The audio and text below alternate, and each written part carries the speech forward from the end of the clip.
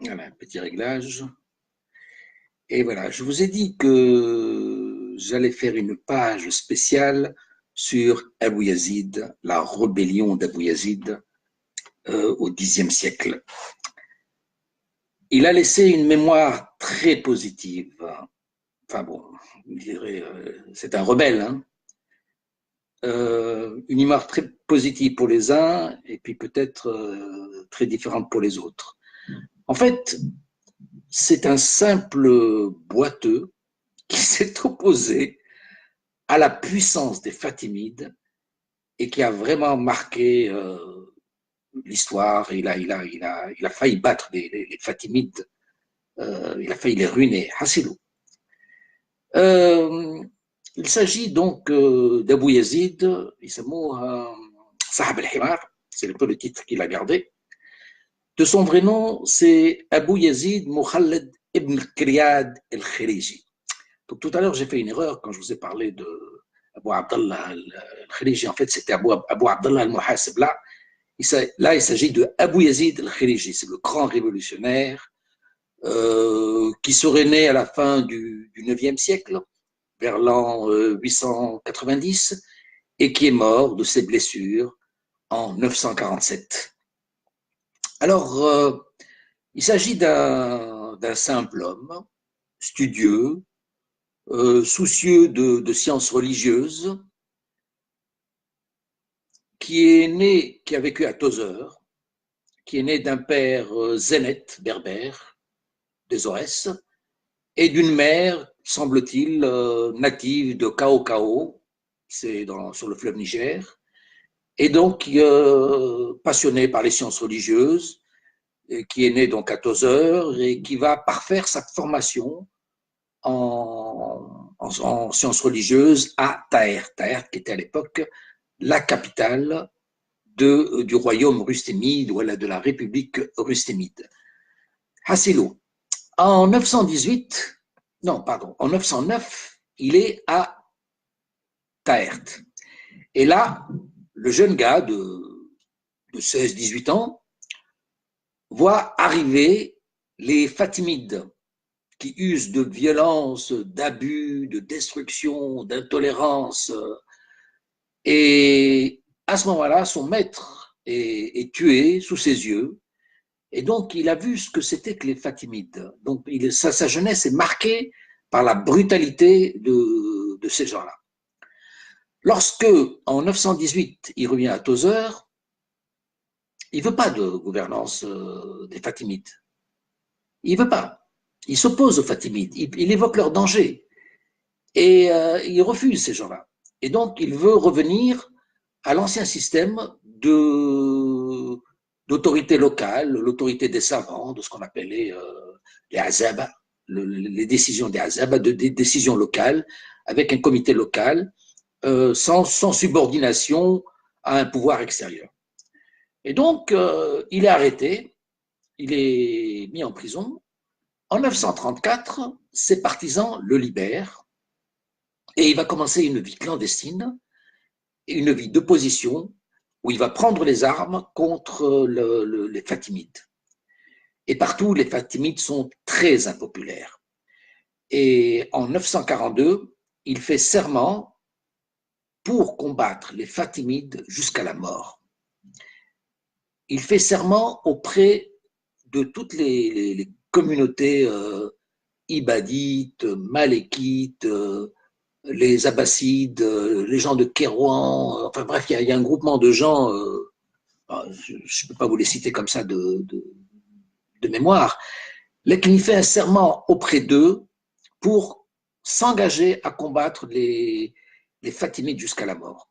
Et effectivement, il prend l'engagement et il combat les Fatimides sur l'Aribus, sur Bagaï, sur Tobna, Tébessa, Béja, Médiana, Tunis, Sousse, Raqada, Kérouan, et en 945, donc de 942 à 45, en 945, il porte le siège sur Mehdiya.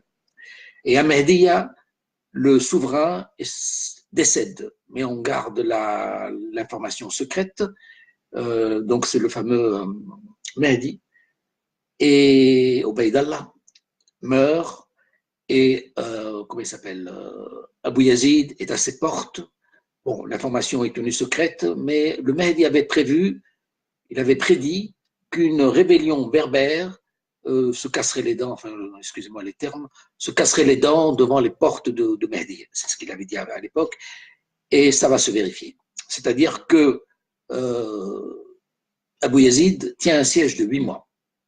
Alors vous imaginez bien, il n'arrive pas quand même à rentrer dans la ville de Mehdiya. Il y a la famine, les gens sont épuisés de part et d'autre. Et puis après 8 mois, le Mehdi reçoit les renforts de Ziri ibn Menad. Et alors à ce moment-là, Abu Yazid doit se replier, ses troupes sont dispersées, et donc il revient sur Kérouan. Et là, le nouveau souverain propose à Abu Yazid de libérer les femmes et les enfants d'Abu Yazid à la condition qu'il se replie. Et donc le nouveau souverain fatimide Ismaïl al-Mansour libère les femmes et les enfants d'Abu Yazid en espérant mettre fin au combat, mais pas du tout. Dès que les enfants et les femmes sont libérés, il reprend le combat. Et donc on réalise la détermination d'Abu Yazid pour combattre les Fatimides. Il avait fait serment de combattre jusqu'à la mort, et on sait ce que c'est qu'un serment, Hassilou. Donc il a poursuivi le combat, et là il est obligé de se replier, puisqu'il n'a pas assez de force, et finalement, bon, et je vous rapporte au livre Outrage de l'autophage, vous pourrez lire plus de détails sur ce récit d'Abu Yazid. En tout cas, il est obligé il doit subir des, comment dire, pas des réprimandes, des représailles. Voilà, il subit des représailles, il veut protéger ses camarades, et finalement, il est obligé de se replier, et même blessé, il fuit dans les montagnes de Kinyana, et là, il meurt de ses blessures. Et donc, c'est la fin d'Abu Yazid, c'est la fin de la rébellion, et la vie va être très, très, très, très, très, très, très, très, très dure pour ceux qui ont soutenu Abu Yazid, entre autres les Djerbiens. Les Djerbiens ont eu un grand enthousiasme pour Abu Yazid, ils l'ont soutenu, ils ont renvoyé les Fatimides, et là, ils vont subir une ère de répression, d'oppression, de torture. Les gouverneurs fatimides vont revenir, ils vont forcer les Djerbiens à se convertir au chiisme, donc se convertir de l'ibadisme au chiisme, et les Djerbiens étaient très attachés à leur religion, donc ça va être très dur. Et alors, Ziri ibn Menad, va prendre toute l'élite locale, tous les savants de l'époque, et il va les égorger comme des moutons.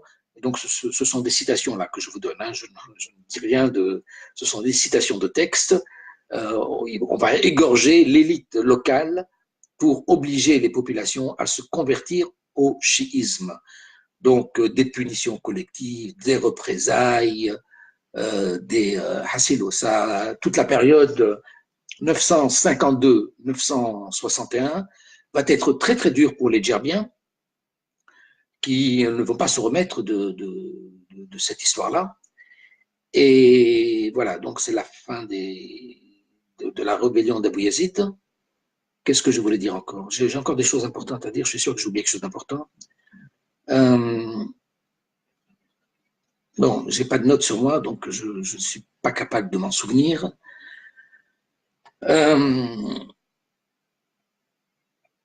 Bon, Hassilou, je rajouterai peut-être dans une prochaine vidéo. Bon, en tout cas, c'est la fin d'Abu Yazid. C'est les Fatimides sont. Ah oui, voilà ce que je veux dire.